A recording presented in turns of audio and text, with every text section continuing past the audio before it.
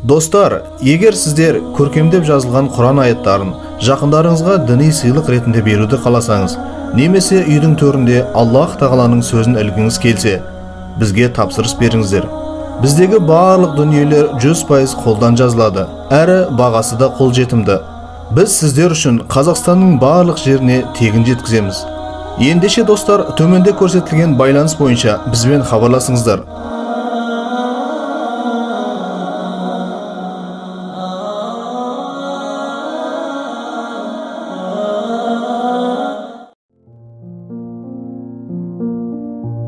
Берекелі табыс.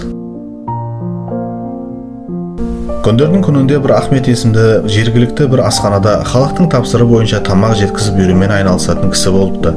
Алайда соңғы уақытта жұмыс жүрмей, тапқан табысы төмендей бастайды.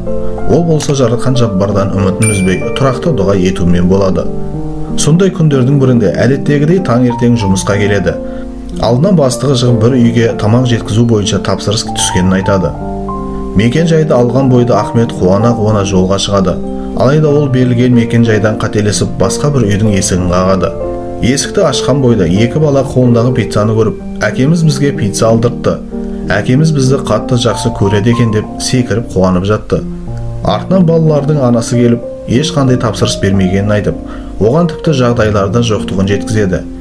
Балалар болса жастайынан әкесінен айырылып, асыраушысы болмағандықтан тамақ жемейтін күндері көп болатынын айтып, жылап қалады. Мұны естіген Ахмет қатты әсерленіп, балаларға пиццаны қалдырып, оның ақысын өз қалтасынан төлейді. Бұған қоса балаларға қалтасындағы бар ақшасын беріп, арасында мұны әкелерін беріп жіберді деп, оларды бір қуантып үйден шығып кетеді. Жұмысқа барар жолда кенет тапсырыстардың көп түсіп жатқаны туралы хабар жетеді. Сол күні Ахмет кешке дейін бұрын соңды болмаған тапсырыстарды орындап, тамақтарды тиісті жерлерге жеткізіп бітіреді. Әр үйдің егесі Ахметке ерекше риза болып, жеткізу барысында бөлек қосымша ақшаларды көп береді. Бұл өз кезегінде әлгі жетім балдарға берген ақшаның 10 есеге көп еді. Осындайды көргеннен кейін Ахмет күнделікті жұмысында арасында уақыт тауып, жергілікті жетімдер мен кедейлердің көңілін қуаныш сыйлау үшін өзі тегін тамақтар жеткізіп тұруды әдетке айналдырады. Расында оның мұндай әрекеті тапқан табысына береке кіргізеді. Бірнеше уақыттан кейін нәтижесінде Ахметтің табысы молайып, жеке өзі асхана ашып алады.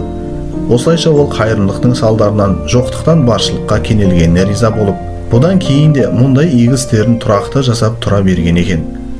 Достар, егер бұл әңгіме ұнаған болса, міндетті түрде лайк басып, өзгемен бөлісуді ұмытпаңыз.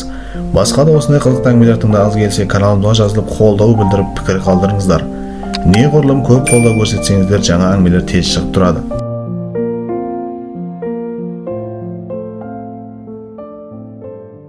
Шын мәнінде Құранда адамның дұрыс өмір сүру үшін бағыт-бағдарлар көрсетілген. Расымен де ол дегеніне жетеді.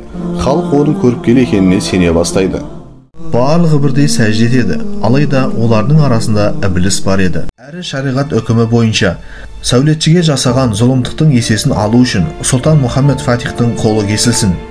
Абу Бәкір жуынатын бөлмеге барғанша дұға етіп, ақырында бойынан шыққан нәжісті бет-аузына үстіне жағып әйелдің алдына келеді.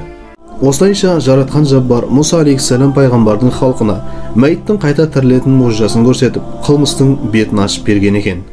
Қазынаға бара жатқан жолда Жәбир патшаның әйелі бөтен еркекпен көңіл қосып тұрғанын көріп қалады. Егер мен өлсем, денемді ал да керуендер жүретін жолға қоя сал. Қарада тұр, менің жаназамды ең беделді сахабалар мен мыңдаған адамдар оқиды дейді. Мұсылмандардың әміршісі Харуннан византиялық күшік Никифорға хат. Сенің хатың маған жетті, оның жауабын мен саған жазып емес, барып көрсетемін. Бұдан бөлек жындар мұхиттың түбіне сүңгіп, пайғамбарға ең көркем деген маржан тастарды алып жинап беретін. Мұны сезген Хаула жалғыз үмітін жаратқаннан іздеп, дереу қолын көтеріп, көңілі босаған үйде Аллах тағалаға жалбарынумен болады. Осман ибн Аффан көзі тірісінде адам мен Аллахтың арасында нендей керемет сауда келісімін жасап кеткен десеңші.